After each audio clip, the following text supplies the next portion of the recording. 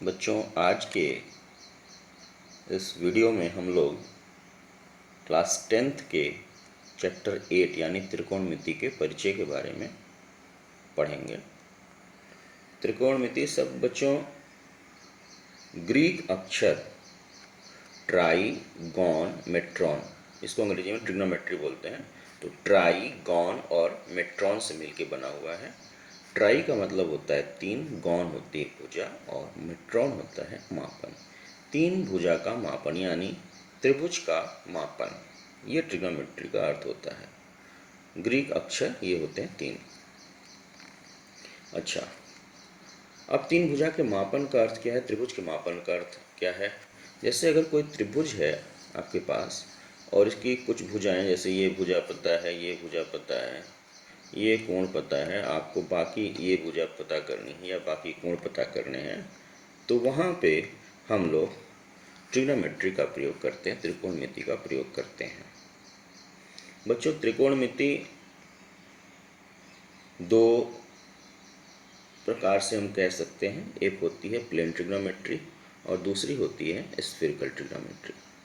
तो plane trigonometry में बच्चों जो भी त्रिभुज बनता है वो एक प्लेन में बनता है, एक समतल में बनता है और रेखा खंडों के, जैसे ये समतल है, इसमें ये जो त्रिभुज बना है ये हमारा एक समतल में बना हुआ है ABC। तो इससे रिलेटेड जो ट्रिग्नोमेट्री डेवलप की गई है ये कहलाएगी प्लेन ट्रिग्नोमेट्री। जबकि स्फेरिकल ट्रिग्नोमेट्री बच्चों हायर क्लासेस में पढ़ते हैं और जब आप एस्ट्रोनॉमी पढ़ते हैं हायर क्लासेस में तो वहाँ पे स्फेरिकल ट्रिग्नोमेट्री पढ़ाई जाती है। उसमें होता क्या है, एक गोला है, जैसे क्रिकेट की बॉल आप देखे होंगे, तो उस पर हम अगर 2 बिंदुओं को मिलाएं तो वो 2 बिंदु एक रेखा में नहीं मिलते बल्कि एक चाप में मिलते हैं। तो इस तरह के 3 चापों को मिला के इस प्रकार का त्रिभुज बनता है। तो यहाँ पे इस त्रिभुज के लिए जो हम ट्रिग्नोमेट्री डेवलप करते हैं वो स्फेरिकल ट्रिग्नोमेट्री होती है, जिसमें कि भुजाएं जो होती हैं रेखाखंड नहीं होते बल्कि वो चाप होते हैं। तो खैर इसको आपको पढ़ना नहीं है, आपको इंटरमीडिएट लेवल तक यही प्लेन ट्रिग्नोमेट्री आपको पढ़नी है। तो प्लेन ट्रिग्नोमेट्री में बच्चों आइए स्टार्ट करते हैं। हम सबसे पहले पढ़ेंगे ट्रिग्नोमेट्रिक रेशियो। ये ABCD है ट्रिग्नोमेट्री की। तो समकोण त्रिभुज, सबसे पहले हम समकोण त्रिभुज उठाते हैं। समकोण त्रिभुज पे हम कुछ समकोण त्रिभुज की जो भुजाएं हैं उस पे हम कुछ रेशियो को परिभाषित करेंगे, भुजाओं के अनुपात को परिभाषित करेंगे और उसके बाद जो है हम सीखेंगे कि उन अनुपातों को कैसे याद रखा जाएगा। तो आइए देखते हैं। जैसे बच्चों हमारे पास ये समकोण त्रिभुज है ABC। तो ABC में हमारा ये कोण B जो है वो समकोण है और बाकी C और A ये हमारे न्यून कोण हैं। तो जैसे हमने इन दोनों न्यून कोणों में से कोई एक न्यून कोण सेलेक्ट कर लिया, जैसे हमने C को सेलेक्ट कर लिया, तो जब हम C को सेलेक्ट कर लेते हैं तो जिस कोण को हम सेलेक्ट करते हैं उसके सामने वाली भुजा हमारी लंब कहलाती है। कोण C के लिए ये लंब होगा और 90 अंश के सामने भुजा हमेशा कर्ण रहेगी और ये तीसरी भुजा है ये आधार कहलाएगी। लंब को बच्चों हम लोग परपेंडिकुलर बोलते हैं, P से दिखाते हैं। कर्ण को हाइपोटेन्यूस बोलते हैं, H से दिखाते हैं और आधार को हम बेस बोलते हैं, B से दिखाते हैं। अभी तो हमने बच्चों इस को लिया था, इस कोण को कंसीडर किया था, तो ये लंब हुआ था, ये आधार हुआ था और ये कर्ण हुआ था। अगर हम ये कोण ले लें, दूसरा वाला न्यून कोण ये ले लें, तो फिर लंब ये हो जाएगा। इस कोण के लिए लंब ये हो जाएगा, ये कर्ण तो 90 डिग्री के सामने वाली भुजा ही रहेगी और ये आधार हो जाएगा।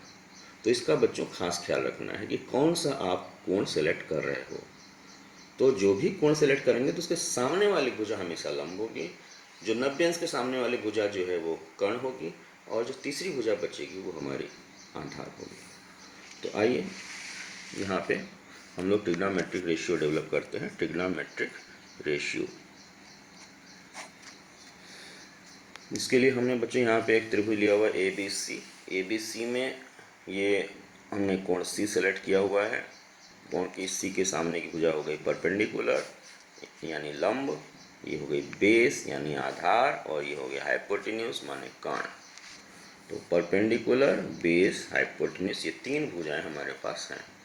अब इन्हीं भुजाओं के अनुपात को हमको विशेष नाम देना है, और वो नाम क्या होगा अभी हम लोग देखेंगे आगे।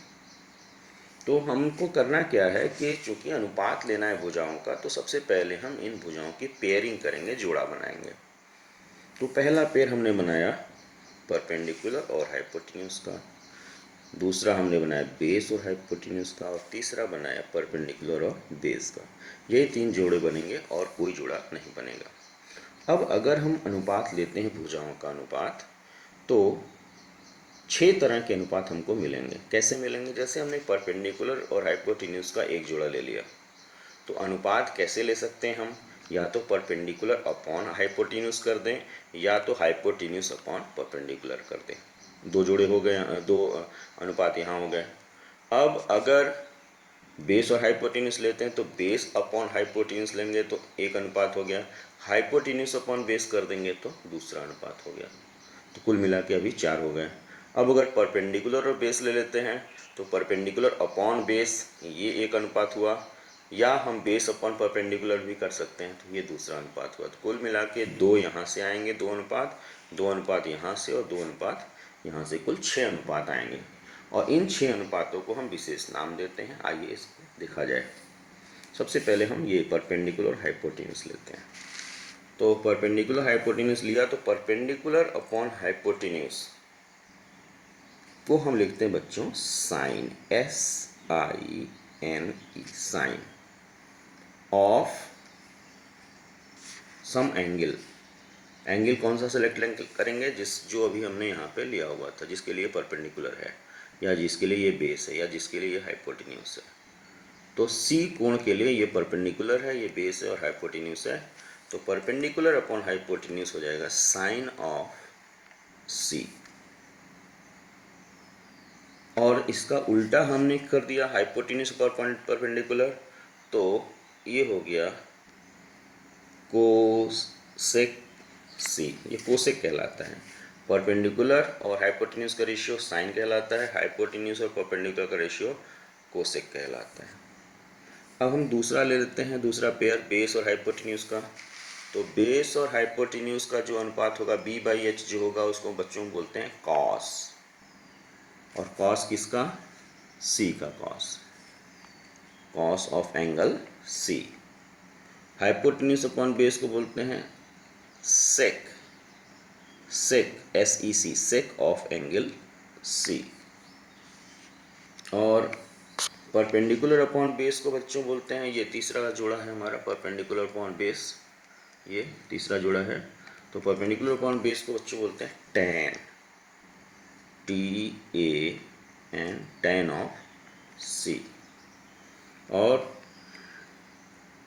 बेस अपॉन परपेंडिकुलर को बोलते हैं बच्चों cot of C, cot of जो कोण है वो। अब जैसे मान लो बच्चों, जैसे ये हमारा कोई त्रिभुज है, ये मान लो कोई कोण है, हमने यक्स मान लिया, ठीक है। अब हमने इसको मान लिया 2 और इसको मान लिया 1, तो ये हो जाएगा बच्चों √5, कर्ण √5 हो जाएगा। अब इस कोण के लिए ये परपेंडिकुलर है, ये बेस है, और ये हाइपोटेन्यूज। ये हो गया परपेंडिकुलर, ये बेस, और ये हाइपोटेन्यूज। अगर आपसे बोलता है बच्चों कोई कि कॉस x का मान बताइए, कॉस x का मान बताइए, तो कॉस x किस किस भुजा का अनुपात होता है? कॉस x अनुपात होता है कॉस C। किसका किसका अनुपात है? बेस और हाइपोटेन्यूज का। तो हम पता करेंगे कि इस कोण के लिए बेस कौन है और हाइपोटेन्यूज कौन है। तो बेस हमारा है 1 और हाइपोटेन्यूज है हमारा √5, तो बोलेंगे 1/√5। कोई बोल रहा बच्चों की साइन x बताइए, तो साइन किसका किसका अनुपात होता है? परपेंडिकुलर और हाइपोटेन्यूज का। तो परपेंडिकुलर बच्चों यहाँ पे क्या है? 2, हाइपोटेन्यूज है √5, तो 2/√5।